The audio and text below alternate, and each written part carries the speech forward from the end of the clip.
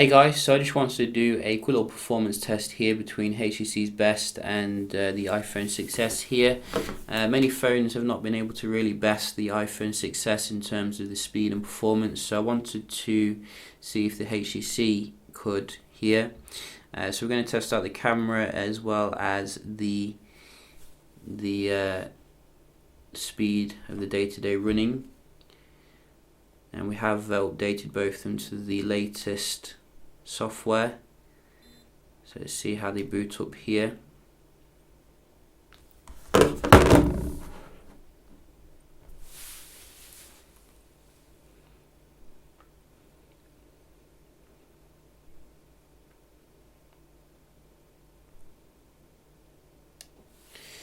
So the unstoppable iPhone 6s, when it comes to the boot up, doesn't hold any prisoners, and we can just get rid of some of these.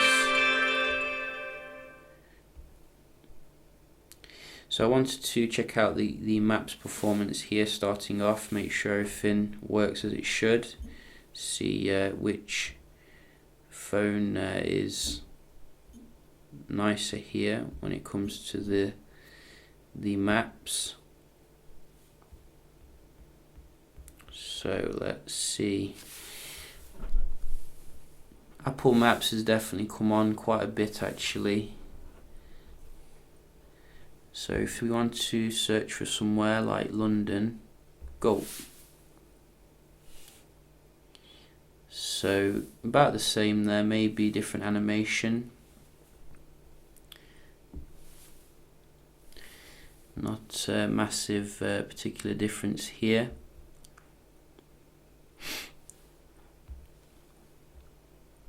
Both give you like images, like when you want to see some images here, which is nice. And I think pressing this button will navigate you down there, which is cool. Let's try another one. Edinburgh.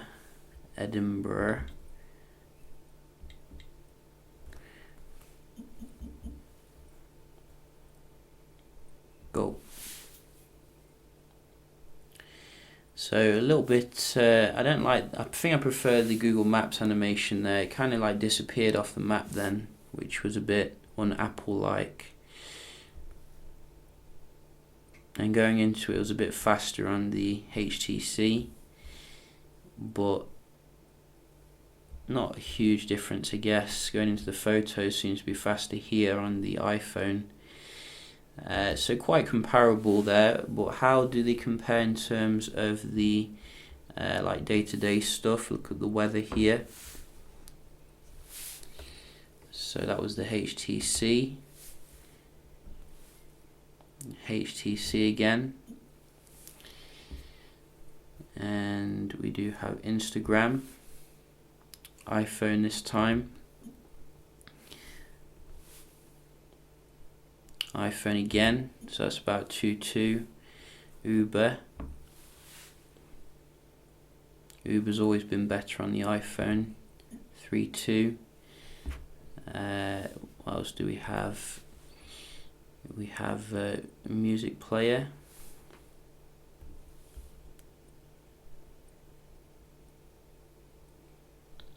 so the iPhone again. We have GTA,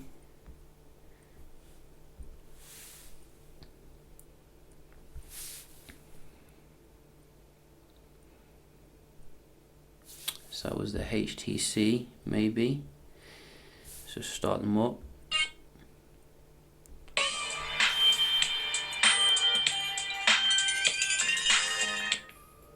Ooh, iPhone, very nice. So after 5 years on the East Coast, to me it seems that the iPhone is a little bit ahead here. I think I'm running out of stuff. A little bit faster again. And camera, I haven't done that, have I? Similar there, But you know, again, not a remarkable difference, you know, in terms of, I was expecting the HTC to be much faster, but it's not at the end of the day. So you can see here, let's just clear the cache somewhere down here. We need to clear it, and then we can go into it. And again with this one, clear. Right, so this is fair now. Just a quick little browsing test. Let's try Verge.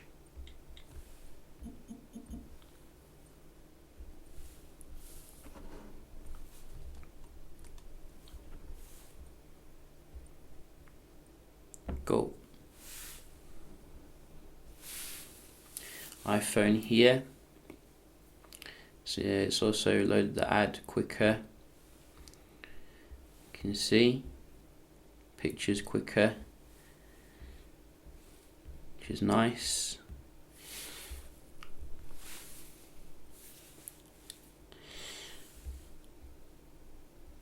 So maybe HTC shouldn't have done away with its own browser, because I do remember it being very fast browser. Phone Arena.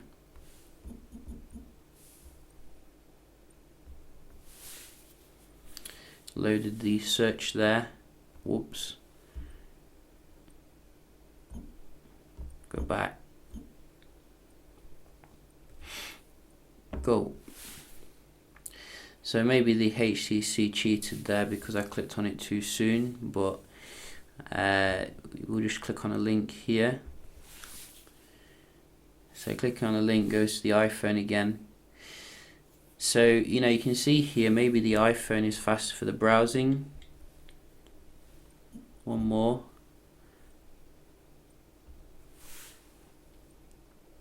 Look at that. Similar for the GSM, but you know, I'm probably going to go to the iPhone again here just for fairness. It seems to be that little bit more quicker day to day. Just check out the multitasking here, and I don't think there's going to be much of a difference, but it's worthwhile to check it anyway. Bit of a delay there.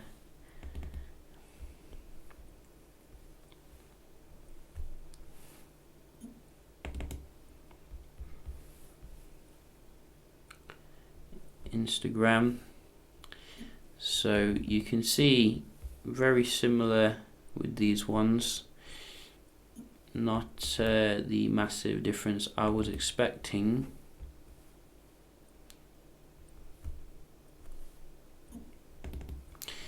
And that could be due to the 4 gigs of RAM obviously in the HTC. After 5 years on the East Coast. Both of them kept it in memory, which is very good. And music.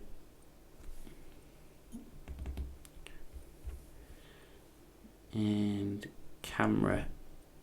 So a little bit smoother here on the iPhone for the camera, but not a massive difference with that last one. How do they compare in terms of the pictures? We can have a look here. I did take some pictures out and about, and I gotta say, you know, even though the HTC has the optical image stabilization, I didn't really notice a massive improvement over the iPhone, which doesn't have optical image stabilization for the smaller model. You can see here this is a low light shot. We did do some low light shots, so you can see, you know, the quality here. I did make sure the lenses were clean as well, and you know, it's not a huge improvement. And the next iPhone apparently is going to be coming with optical image stabilization on both of them, so you know, really looking forward to seeing how that works, because this you know, performance even without it is fantastic really. In terms of the daytime shots, I think you're going to get nice depth of field with the the HTC because of the 1.8 aperture, obviously, so you're going to get some nice bokeh on some of the close-up shots. But again, you know, the iPhone's no slouch when it comes to very nice HDR, etc. And there's also this weird issue with the focusing that I've been having with my HTC 10. Maybe a software issue or hardware issue. We're going to have to find out, but you know, it does rear its head when doing the video recording. You can have a look at that here.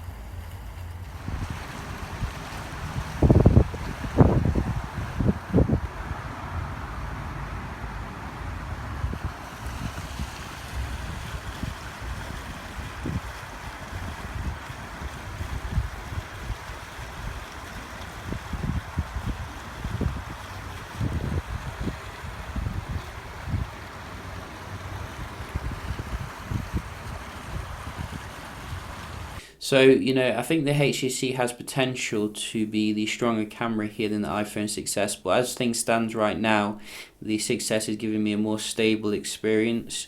Generally, it's just, you know, depending whether you are willing to wait. And I think a lot of buyers, you know, when they're paying like about €700 for a phone, they want something that works out of the gate. Yeah, that you know, concludes this test here. You can see the iPhone still, you know, is holding its own ground against phones which were released 6 months after it, which is pretty awesome. Really, HTC 10 is a good phone in itself. It's got a lot of advantages, obviously, over the iPhone, such as the high-res audio support, you know, nice build quality, which I think both of them feel about as good as each other. The iPhone probably a little bit more pocketable because, you know, it's a little bit smaller here. You also get the Force Touch, obviously, which you don't get, I don't think, on the HTC 10, which is a nice touch. We do get, obviously, Type-C, though, on the HTC 10, which makes it charge very fast. And also the boom sound as well, which has been moved. Apparently they moved it down here so that it gives you better bass now and, you know, better variation of things. But you know, I think really on the front would have been better, you know, because the M9 had amazing boom sound speakers. But yeah, just a quick little comparison between these two. Hope you found it helpful, and I'll see you in the next one. Cheers.